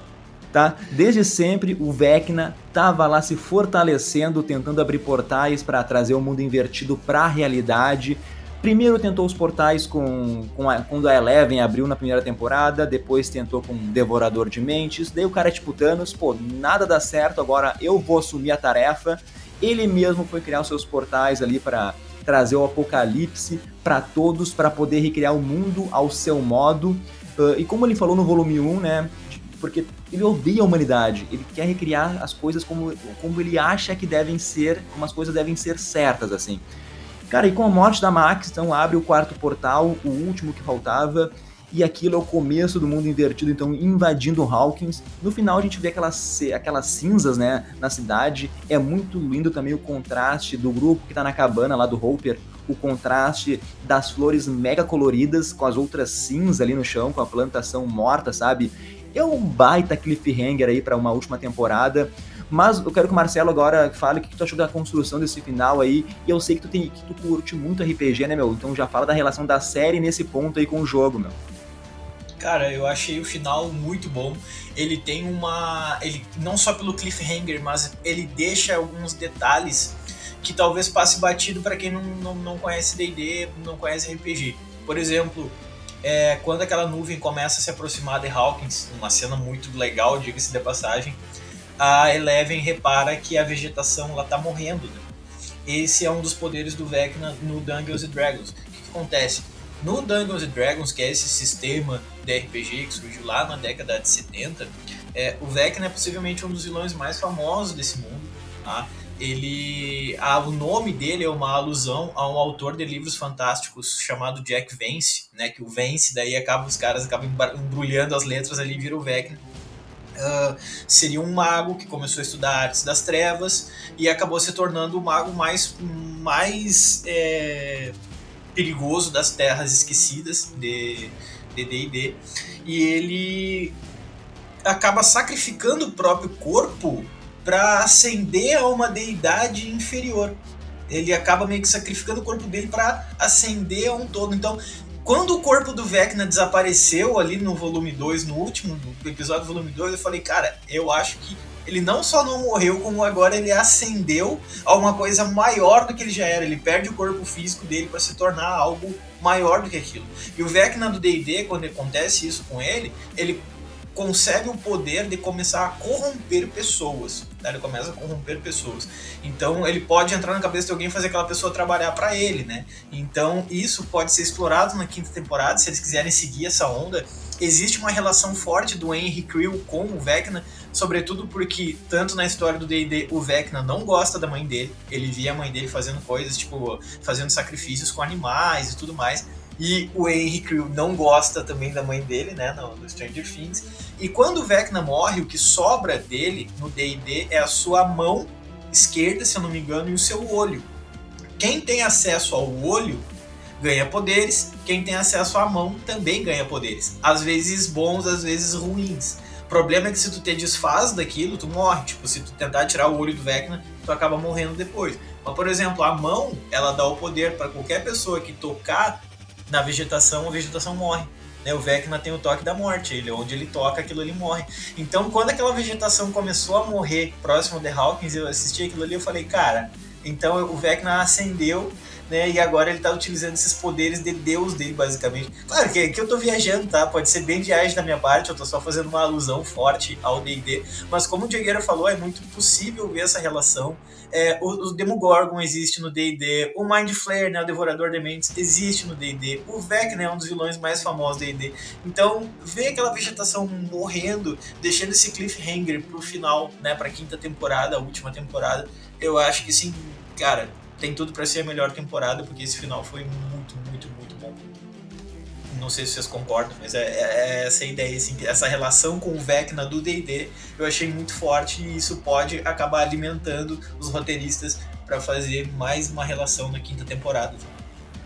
Adorei, acho que faz muito sentido a gente ver alguma adaptação disso, né? Isso adaptado de alguma forma aí na série. Não sei se o olho e a mão, não sei se caberia, mas dá pra fazer um negócio bem legal. Daqui a pouco, assim, o olho vai para um lado e a mão vai para o outro. Daqui a pouco, um desses dois elementos vai para Eleven, por exemplo, sabendo as consequências que isso terá, sabe, para ela, sabendo que daqui a pouco isso vai culminar com a provável morte dela, mas que ela se sacrifica para isso, ou outro personagem, né? Eu acho que faz bastante sentido isso. No lance de corromper pessoas, eu acho que, né, o primeiro elemento seria o Will, né? Eu acho que o Will ainda vai ganhar mais importância nessa 5ª temporada. Eu já tava achando isso, a gente comentou no final do volume 1, e ali era um achismo mais no escuro, mas agora os elementos ficaram muito fortes, né, em relação a isso, né? Ele dizendo que ele tá sentindo ainda, ele continua sentindo, e quando veio a fumaça ele sentiu aquela coisa no pescoço dele de novo. Então ele continua conectado e, né, o fato de terem ido atrás dele nas primeiras temporadas, aquilo não tinha ficado muito claro. Agora a história ganhou outros caminhos, mas eu acho que os irmãos Duffer e os roteiristas estão preocupados em tentar aos poucos atar as pontas das temporadas anteriores. Então acho que eles vão trazer de volta uma explicação melhor e uma justificativa do porquê que o Will foi procurado naquele momento. E vão agora conectar com uma nova busca, uma nova inserção do Will nos planos da galera do mundo invertido. Talvez aquela nuvem, né, que tanto estava lá na Rússia, quanto o Henry conta, quando ele conta a versão dele, né, que ele chega lá e ele consegue estabelecer o poder dele sobre aquela nuvem, sobre aquela sombra, né, talvez aquela sombra ganhe também mais protagonismo, a gente entenda um pouco melhor o que é e como aquela sombra vai entrar na quinta temporada, mas ela tem que entrar de alguma forma. Eu até levantei numa discussão com a gente uma possível teoria de que existe uma inteligência, alguma entidade superior que já estava lá e que pode estar até, na verdade, usando o Henry, né, o Vecna, durante algum momento, ou apenas ele vai se fundir com essa entidade, vai ficar mais poderoso. Mas eu adorei aí poder ouvir, Marcelo, essa possibilidade que eu acho que deve ser adaptada em várias formas, assim, né? Adaptada, não vai ser exatamente igual, mas adaptada, sim, pra série. Fala aí, Leandro. Eu acho muito interessante isso dele dominar a mente de outras pessoas. Daí pode ser algo que a gente não viu ainda em Stranger Things. Imagina, ele domina algumas pessoas do grupo e bota grupo contra grupo ali. Daí isso seria interessante, porque eles não vão machucar os amigos, né? E daí aí sim pode ter contagem de corpos pra quinta temporada, tá? Porque a gente tá vendo agora, vamos pras teorias já pra quinta temporada, porque agora tá todo o elenco em Hawkins ali. Eu não vejo sentido agora na série ela dar um pulo temporal, eu queria que desse pra acompanhar as idades de todo mundo, né? Eu não sei como eles vão dar conta disso agora, porque os atores vão estar, sei lá, com seus 19, 20 anos, e a próxima temporada vai vir no mínimo daqui a 2 anos, se não 3, sabe? Porque tem um espaço de 3 anos da terceira pra quarta, e eu acho que é possível que infelizmente também tenha isso, sabe? Ou não, né? Talvez eles agilizem aí, mas eu acho que Leandro, eu acho demorar. Que foi por causa da pandemia, cara. Eu acho que foi por causa da pandemia que deu esse atraso tão grande pra quarta temporada. Não foi tanto, as outras estavam indo um ano de cada vez, lembra? Eu sei, mas é que agora começa a ficar tudo muito grandioso, né, meu? Então, tipo assim, no mínimo 2 anos é certo, cara. Os caras nem gravaram nada esse ano, nem começaram a se planejar. Então, no mínimo 2 anos, sabe? Então, no mínimo é isso. Ainda mais agora que cada um tá famoso, tem contrato, sabe? Então, tem que agendar todo mundo junto no mesmo tempo ali. É difícil, tá todo mundo famoso em Hollywood aí. Até o Hopper agora, o cara é galanzão, a gente já falou. Cara, então, em primeiro lugar, eu acho que o Vecna tem que ter o corpo dele, ele saindo do mundo invertido mesmo e entrando no mundo real, sabe? Mesmo todo debilitado, não sei como é que vai se encontrar agora. Ele é o grande mal, ele é o grande vilão, ele tem que ser o mais assustador ainda na quinta temporada, tem que vir assim com sangue no olho, sabe, Diego? Então eu vejo começando por aí a quinta temporada. Não, eu acho que sim, ele vai vir com muita raiva. Até achei que nós teríamos um pouco mais disso no 9º episódio, tá? Assim, quando a Eleven surgiu, assim, até achei que ele pegou meio leve, mas vamos lá, espero ver ele muito indignado, irado aí, matando geral, fazendo uma carnificina mesmo. Mas eu tô bem assim curioso pra ver como que vai ser exatamente esse início da quinta temporada, porque a meu ver, cara, a abertura das fendas em Hawkins ali, cara, pra mim foi algo apocalíptico, assim, um negócio, né, muito foda. E até tava conversando depois, né, com vocês ali, que tipo, deu aquele momento ali, cara, pra mim ali, pá, acabou, ferrou, fudeu. Só que daí ainda passaram 2 dias, a galera se mudando na manha ali e tal, eu achei meio estranho aquilo. Depois o Leandro falou, não, mas agora é o início, vai começar agora a acontecer as coisas. Eu achei que com o tamanho daquela fenda ali já ia sair brotando morcego enlouquecido dali de dentro já e Demogorgon fazendo a chacina lá, né, cara? Então, não sei, eu achei meio estranho, assim, né, a fenda abrir e não acontecer nada na sequência, assim, não sair nada de dentro dela. Então, não sei o que vai acontecer. É que eu acho que o Vecna tá meio fraco ainda, né? Ele não vai... Ele controla todo mundo, né? Tá todo mundo interligado, a gente já falou sobre isso. Então eu acho que ele vai dar uma esperada, vai ser aos pouquinhos, né? Primeiro tá vindo a cinza ali, a vegetação tá morrendo. Então aos poucos ele quer trazer o mundo invertido pra realidade. Então, se ele for agora meio debilitado, eu acho que ele sabe que vai perder. Ele é inteligente, né, meu? Não sei se tu entende por isso também, Marcelo. Cara, eu tive a mesma sensação. Claro, eu esperei no início, quando abriu a fenda, eu falei, bem, vai ser um monte de morcego agora matando todo mundo. Mas não. Mas é que assim, isso me deixou com várias dúvidas, tá? Que, por exemplo, agora não é mais uma coisa local, né? Não é mais uma briga local, agora é uma coisa nacional, assim, né? Como é que o governo vai reagir? O governo simplesmente vai esquecer que aquela cidade existe? Tudo bem, eles estão vendo como um terremoto, mas assim que começar a sair uns monstrão dali, né? Alguma coisa vai ser feita. Os amigos ali vão embora da cidade, vão abandonar a Hawkins, vão morar em outro lugar, vão ficar por ali, mas vivendo num clima meio pós-apocalíptico, sabe? Como é que vai ficar? Mas eu concordo muito, eu acho que o Vecna ele tá muito fraco ainda nesse início, e isso pode explicar o fato de não ter saído nenhum monstro ainda. E isso talvez explique o salto temporal também, né? Eles vão ficar ali vivendo, tentando reconstruir a cidade por uns 5 anos, e aí, daí que 5 anos volta o Vecna trazendo um monte de monstro, e aí volta então, né, o confronto para tentar fechar essa fenda e tudo mais. Talvez eles passem vários anos tentando fechar e não conseguindo, e aí quando o Vecna responde, aí começa a 5ª temporada, né? Porque eu tô curioso para saber como é que eles vão fazer essa ligação entre esse salto temporal da 4ª para 5ª. Isso é uma coisa que eu realmente tô tentando pensar, imaginar várias coisas, mas nenhuma faz sentido ainda. Marcelo, eu gosto bastante dessa teoria pensando nas fendas, mas eu acho que ficamos com um problema então em relação àquela nuvem que foi chegando e a vegetação morrendo na frente deles, né? Isso aí vai acontecer devagarzinho, aquela nuvem vai vindo devagarzinho ao longo de 5 anos, a vegetação vai morrer tão devagarzinho, sim, não parece fazer sentido. Eu te entendo pelo fato das fendas, mas isso não justificaria a nuvem, então acho complicado resolver essa equação aí. E aliás, falando em coisas complicadas, cara, eu acho que a 2ª temporada, ela traz algumas coisas que eles vão ter que se esforçar pra conectar, senão vai ficar muito, muito bagunçado, muito maluco, né? Por exemplo, na 2ª temporada, a Eleven conhece uma das crianças que estava com ela lá no laboratório, uma das crianças especiais, né? A número 8, né? E essa criança, eu não me lembro o que aconteceu com ela na 2ª temporada, mas acho que ela não morreu. E também não explicou nessa temporada o que aconteceu com essa criança. Então, essa criança não pode ajudar, essa criança é a única que fugiu.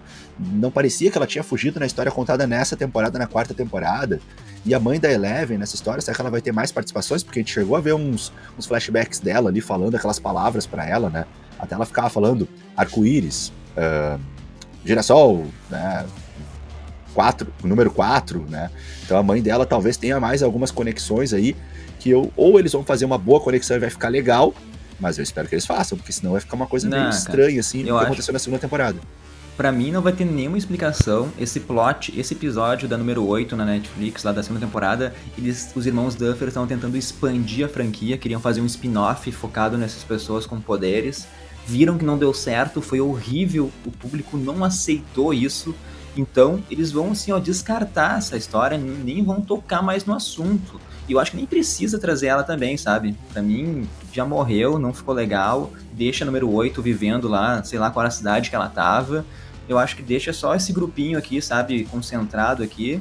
E é isso, bola pra frente, eu entendo. Seria legal trazer uma explicação, mas de novo, eu acho que às vezes tu traz explicação e deixa uma bosta, sabe? Então, deixa lá, não explica. Isso não precisa de explicação, aconteceu, tá lá em outro mundo, não quer ver a Eleven, deixa cada um no seu lugar, sabe? Porque isso começa a explicar muita coisa, às vezes tu te diz ali e fica muito ruim. Não sei se o Marcelo também concorda com isso. E outra coisa, Marcelo, pra quem tá nos vendo no YouTube aqui, o Marcelo tá aqui, vestido a rigor, tá com essa camiseta do Hellfire Club ali, homenagem ao RPG aí que a Netflix trouxe, Stranger Things trouxe. Responde isso também, já traz curiosidades que eu sei que tu sabe muito aí sobre o Hellfire Club, mano. Cara, que muita gente não sabe, por exemplo, né? Como em relação primeiro nessa questão que o Digueiro colocou. Cara, eu acho que vai ter na 5ª temporada, vai ter uma explicação sobre a 08. Justamente porque, assim, dá pra notar que existe uma preocupação dos Duffer Brothers ali, justamente para fechar arcos e para explicar coisas e não deixar a ponta solta. Parece que isso é uma grande explicação, uma coisa que eles se preocupam muito. Pra vocês saberem, pra galera que tá ouvindo aí, gurizada, Hellfire Club, eles existem na vida real, tá? Eles são muito antigos. O primeiro Hellfire Club surgiu em 1719, pra vocês terem ideia. Ele surgiu em Londres. E esses Hellfire Clubs eram clubes secretos, que eles eram espécies de grupos antagonistas de outros grupos que existiam no século XVIII, que é o que a gente chama de Clube de Cavalheiros. Clube de Cavalheiros eram muito, muito comuns dentro da Inglaterra no século XVIII e XIX, que eram clubes que os homens se reuniam para ler poesia, ler livros, tocar música, discutir música, teatro. E os Hellfire Clubs seriam justamente o contrário disso. Os caras iam se reunir para beber, comer churrasco, falar bobagem, falar qualquer coisa. Coisas que na época eram muito chocantes ainda. E por isso esses grupos eles eram secretos. E eram pessoas da alta sociedade, que talvez se fossem vistas essas pessoas fazendo o que eles faziam nesses clubes, pegaria mal, por isso eram clubes secretos. Pô, a gente pode utilizar uma figura super famosa que fez parte de alguns desses encontros, que foi Benjamin Franklin, cara. Benjamin Franklin foi um dos fundadores dos Estados Unidos, o cara que participava desses Hellfire Club. Então, são clubes secretos. E tem uma coisa muito louca em relação a isso, cara, fazendo uma conexão que os Duffer Brothers faz com a primeira temporada, que tem uma corrida de bicicleta entre o Mike e o Dustin, e eles estão correndo e o Dustin fala, olha só, o Mike fala pro Dustin, cara, eu vou vencer essa corrida e eu vou pegar a tua revista do X-Men 143. A revista X-Men 143 é uma batalha dos X-Men contra um grupo de vilões, uma sociedade secreta chamada Hellfire.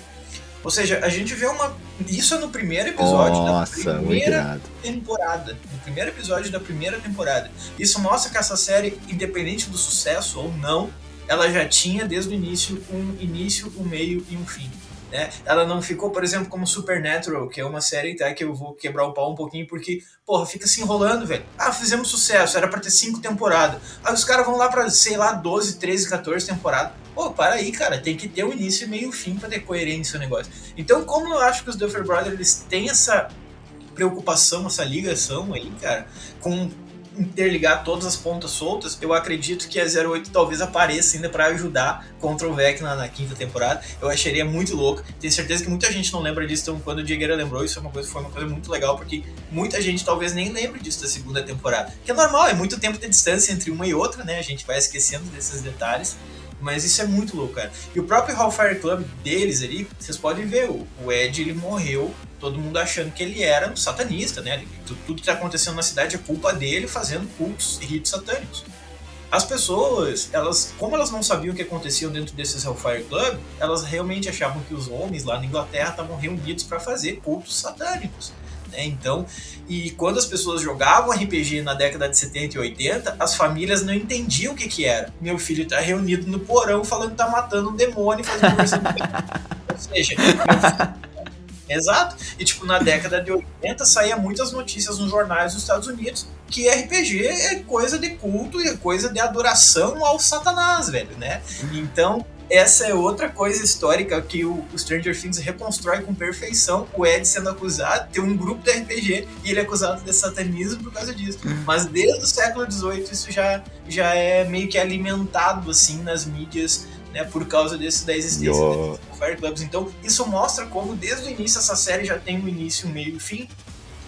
Me lembra muito a minha série favorita, que é Breaking Bad, que tipo, cara, sabe, ela tem já desde o início ela já tem tudo construído, então eu acredito que isso vai acontecer no Stranger Things também, cara. Canequinha do Breaking Bad aqui tomando minha água. Mas, Marcelo, se eu falar se minha mãe fica sabendo que eu tô me reunindo com amigos no porão pra matar demônios, ela vai ficar preocupada. Hoje em dia, imagina na década de 70, né? Claro. Mas e olha só, né, fazendo uma conexão aí da nossa área, Leandro, nossos antepassados aí, os pitagóricos, também passaram por isso, né, cara? Tiveram a sociedade secreta deles lá, né, pra, enfim, discutir sobre a matemática, e quem não entrava queria entrar, e aí quando a galera não conseguia entrar, começaram a teorizar. São satanistas, né? O próprio Pitágoras, ele era apaixonado pelo número de ouro, o número de ouro aparecia no pentágono estrelado, o Pitágoras então adorava essa forma geométrica, o pentágono estrelado, quem via de fora chamava o Pitágoras de satanista, e as associações podem começar a partir daí, né? A gente vai ficar bem chateado comigo, assim, não, mas o símbolo do pentágono é outra coisa. Bom, mas a história também conta aí um pouquinho do Pitágoras e a sua adoração pelo número de ouro, que aparecia aí nas relações entre as diagonais de um pentágono e o pentágono estrelado, e depois tudo que a gente vai ver aí nas histórias diversas hoje em dia aí de satanismo, de bruxaria, enfim. Então tem mais uma conexão legal aí com o que o Marcelo trouxe. Genial, viu? Genial. Nerdverso é cultura, né, pessoal? Olha só, tudo que a gente debate aqui. Não sei se vocês têm mais alguma coisa pra falar, senão a gente já pode ir pras notas. Só queria fazer um adendo, assim, que eu acho que é necessário que alguém do elenco principal morra, sabe? A série vai ficar muito bonitinha se conseguirem vencer o mal ali, sem nenhuma baixa significativa, sabe? Eu acho que precisa chocar, eu acho que a gente precisa sofrer, sabe? Um pouco. Sei lá, uma Eleven se sacrificar no final, um Jonathan, um Steven também, o Hopper, sei lá, cara, assim, ó, eu espero que eles também deem muito mais importância pro Will, tá? Eu não gosto muito do ator, eu acho o ator meio ruim, mas eu gostei muito desse volume 2, de como ele transpareceu no personagem, eu gostei muito dele. Minha crítica pro primeiro volume, daí ficou batida, sabe? Então eu acho que tem vários arcos que a gente pode desenvolver aqui, mas tem que ter morte, cara. Tem que, senão Stranger Things vai ficar muito bonitinha. Ele tem que ser mais Game of Thrones, que lá tu não sabia, velho. Qualquer um podia morrer, sabe? O ator principal morria e tu ficava, meu Deus, como assim? Então eu acho que Stranger Things não pode pecar mais nisso, tá, Diego? Não, eu acho, eu também quero isso. Isso é o que eu quero. Eu e tu queremos a mesma coisa. Mas eu não sei se eles querem isso, né? Se os roteiristas, né? Porque é uma série mais infantil, né? É um pouco mais, assim, fantasia, né? É uma brincadeira, é um RPG, né? A gente quer que a campanha, que os jogadores, os players sobrevivam à campanha do RPG, né? Então, não sei. Não sei se nós vamos ser contemplados com os nossos desejos aí, Leandro, sinceramente, tá? Não sei realmente. É uma história fantasiosa e bonitinha, né? Que é muito bem produzida. A produção da série é incrível. É uma produção muito, muito foda, assim. Em termos de interpretação, em termos de figurino, em termos de cenário, em termos de o cuidado com os detalhes da recriação dos anos 80. É uma produção muito foda. Mas o roteiro eu acho ele realmente mais superficial, assim, cara. É um roteiro mais infantil, uma coisa mais de fantasia. Então eu tô já começando a me precaver aqui e não esperar tanto, assim, essas reviravoltas tão foda de outras séries, né? Tu tá comparando aí com uma série que é mais adulta, que é mais madura, que tem outra pegada, né? Então, não sei se isso vai acontecer.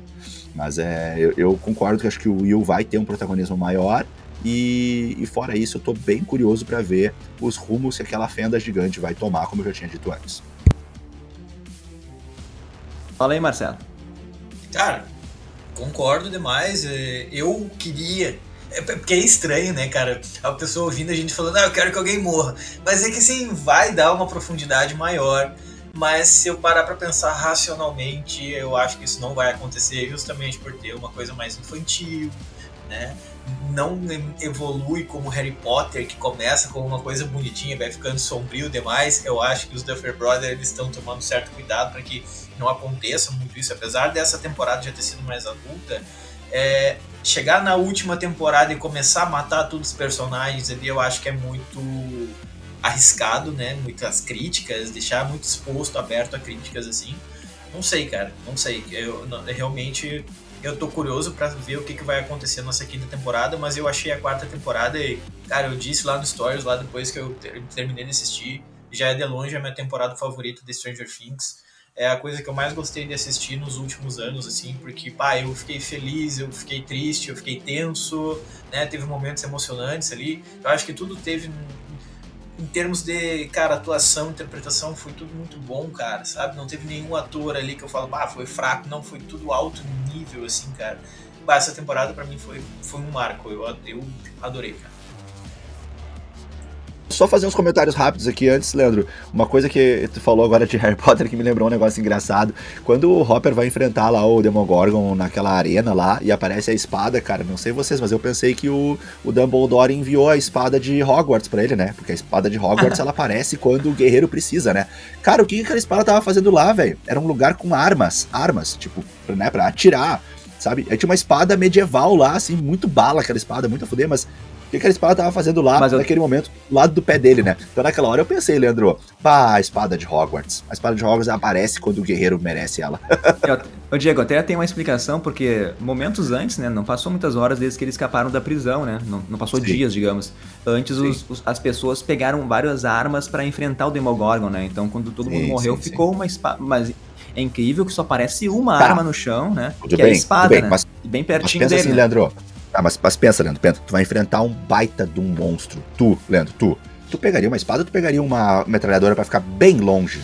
E dar muitos tiros de longe. É que quando eles ofereceram as armas pros prisioneiros, eles não ofereceram nenhuma arma de tiro, né? Era só armas brancas que tu podia pegar, lança, né? Ah, bom. Então tá. No volume 1 mostrou isso, né? Ele abre. Senão eu pegaria também um lança-chamas, né? Uma pergunta pra vocês aí. Uma pergunta pra vocês, galera. Vocês acham que a Nintendo tava patrocinando essa temporada? Parece, né? Em alguns momentos parece, cara. Seria legal, inclusive. Seria legal, porque, pô, parece. Toda hora eles falando, né, Nintendo. Claro que eles podem se defender dizendo assim, tá, mas é que na época era só a Nintendo, né? Ninguém batia de frente com ela, né? Exato. Mas ainda assim, né, cara, que deve ter dado uma grana ali, com certeza deve ter dado uma grana ali no meio, com certeza. Mas é isso, década de 80 é a Nintendo que comanda, né? Não tem nem o que discutir, né, cara? Mas sim, então, eu achei... Pô, teve ali o papel do guerreiro do grupo, né? Foi o Hopper, o papel do guerreiro do grupo. Teve o Ed, que foi o bardo do grupo. Tem a Eleven, que é o mago do grupo. Eu quero saber se na quinta temporada não vai surgir um arqueiro aí, né, cara? Tá faltando aí. Arqueiro, se aparece uma verdade. É legal, né, cara? Isso é muito da hora. Eu quero saber quantos milhões o Metallica vai receber depois que a música chegar no top 1 aí dos mais ouvidos, né? Porque a Kate lá... Caiu 2 milhões na conta dela do nada, uma música de anos atrás, ela estava dormindo em casa, acordou no outro dia com 2 milhões de dólares na sua conta bancária, porque Stranger Things é um fenômeno, colocou a música, todo mundo ouviu, uma música totalmente esquecida, a música é linda, mas estava esquecida, ninguém mais lembrava dessa música, né? Exato. Então, cara, olha o fenômeno que é Stranger Things, então a gente tem que reconhecer isso, tá ligado? Fazia tempo... Derrubou o servidor, né, cara? Derrubou o servidor, mesmo. Sim, desde Game of Thrones não acontecia isso. Acho que foi o último grande evento. Se bem que o servidor da HBO naquela época era uma bosta, né? Todo domingo era impossível assistir Game of Thrones, né? Ficava horas até assistir. Mas, pela primeira vez, derrubou o servidor da Netflix. Olha só que loucura pra gente ver o quão mágica, o quão fenomenal tá sendo essa série, né? Então, ela é a mais assistida, a mais falada atualmente. E até os números do nosso podcast, do nosso Instagram falam isso, né, Diego? Sim. E agora o Metallica vai se beneficiar disso, com certeza, ainda mais que é uma música muito boa, um pouco até mais conhecida, né? Bem mais conhecida do que a Kate Bush, então logo teremos aí essa música provavelmente no top 1 do Spotify algum desses próximos dias aí, e também notícias aí de uma boa grana caindo na conta aí dos responsáveis, dos merecedores. Eu tô contando. Mas é isso, Leandro, eu acho que... Oi? Eu tô contando desde sexta-feira já no Spotify. Master of Puppets tava com 423 milhões de audições no Spotify em sexta-feira. Hoje tá chegando a 425. Ou seja, no intervalo de 2 dias já teve quase 3 milhões de audições, né? Então, olha como essa série faz, né? A Kate Bush tá no céu, né, cara? Desde a música dela agora com Master of Puppets. Não que o Metallica precise de mais dinheiro, né, cara? Ou fama, mas vai vir mais por aí, cara. Certeza que essa semana vira top 1 no Spotify. É e quase, coisas também, né? Ô, Diego, é quase o número de audições que o Nerdverso tem, eu acho, né? Por dia, 2 milhões. É bem perto. É bem perto disso, só dividindo assim por alguns mil, mas é perto disso. e outras também, né? A Nintendo também vai se beneficiar, vai ter gente comprando Super Nintendo, vai ter gente comprando Nintendinho, vai ter gente querendo conhecer o D&D, né? E as suas variações, vai ter muita influência aí, porque é uma série que influencia demais. Leandro, podemos ir pra nota? Eu quero que até tu comece, eu quero saber a tua nota pra... Toda temporada 4 de Stranger Things, pega volume 1, volume 2 e faz um geralzão. Beleza, então. Cara, a minha nota, ela é alta, tá? Embora eu tenha várias críticas que a gente já foi pontuando aqui, não vou me repetir, a gente já falou. A minha nota continua sendo alta pela experiência, pelo prazer, pela delícia que é ver os episódios, tá? A produção muito bem feita, e é uma série que foi realmente mais madura que as outras. Ousou um pouco mais, trouxe alguns elementos novos, se preocupou em resgatar coisas que ficaram soltas em outras temporadas, preparou para a próxima que vai vir. Eu gostei muito, é uma das melhores séries que eu já assisti. E em termos de experiência, em termos de produção, em termos de cuidado em vários pontos, né? Deixaria de fora dos meus elogios o roteiro e algumas partes assim que a gente criticou, mas ainda assim, minha nota para a temporada toda é 9,2. Nossa, vá, Marcelo, que é uma lágrima do olho do Marcelo ali. Vou até deixar o Marcelo agora falar. Tô indo embora, não gostei. Não aceito menos do que 9,8, velho. Não aceito menos que 9,8. E eu vou dar 9,8, porque só não é 10, porque eu achei que a Max devia ter morrido, cara. No lugar do Ed. Se tivesse matado o Max, eu teria dado 10.